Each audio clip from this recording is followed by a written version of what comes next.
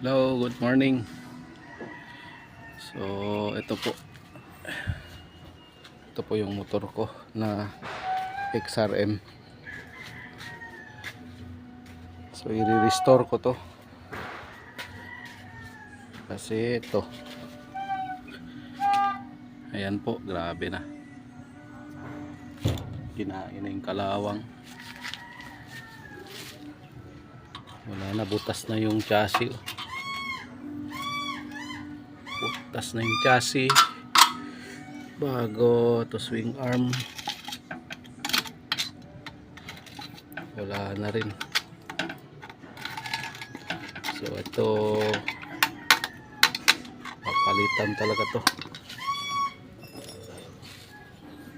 Panibagong swing arm na naman to.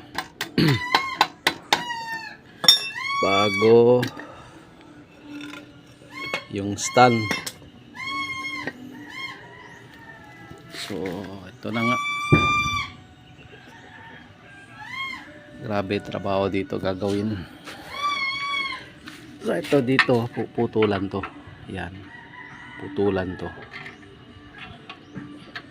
Ito puputulan ko to. Yan.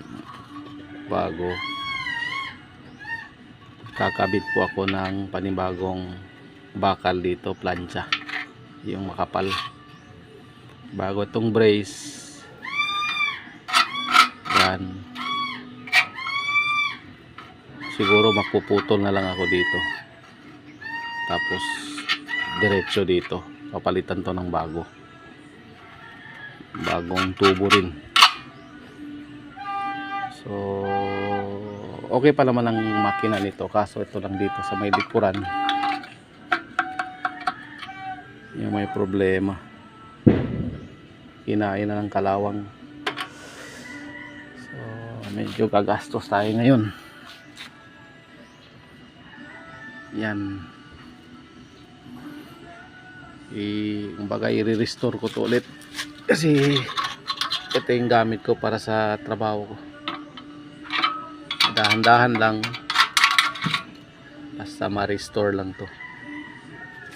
So yan po, makita nyo ito po, wala na.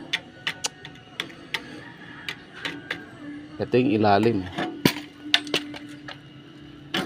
Pag ganyan yan, kung dito sa yung ilalim di ko na malayan, nabubutas na pala. Ang laging tinitingnan ko lang dito lang sa may bandang ibabaw. Ito lang. Pero yung ilalim pala wala na. So kung i-restore to, maraming proseso. So palagay ko bibili na lang ako ng ganitong bago. Kahit yung mga class A lang, masinyahan lang siguro.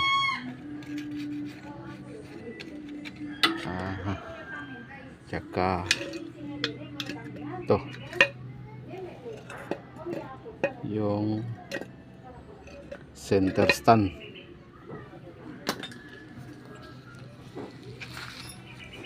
Yung iba nandito.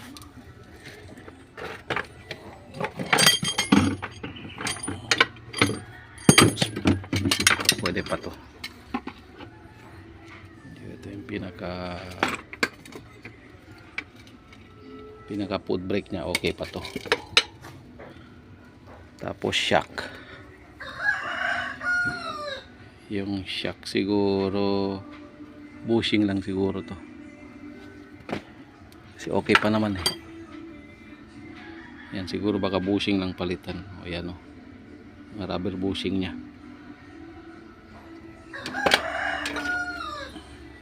Bulong okay pa.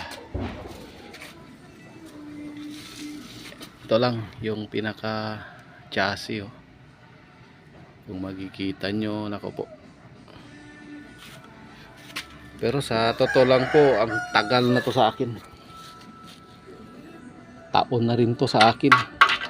Kahit ganito lang to, ang laking tulong to sa akin. Kaya i-restore ko to ulit kahit dahan-dahan lang. So may mga gamit naman tayo. Yan, may mga tools tayo. Yan.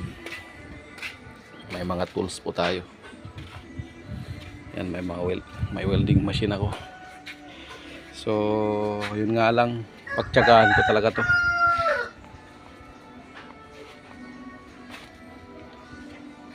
So, hanggang dito lang siguro video ko at abangan nyo na lang sa ano, i-upload ko to. Pati yung finished product nito. So, maraming salamat po at God bless po sa work natin. Salamat po.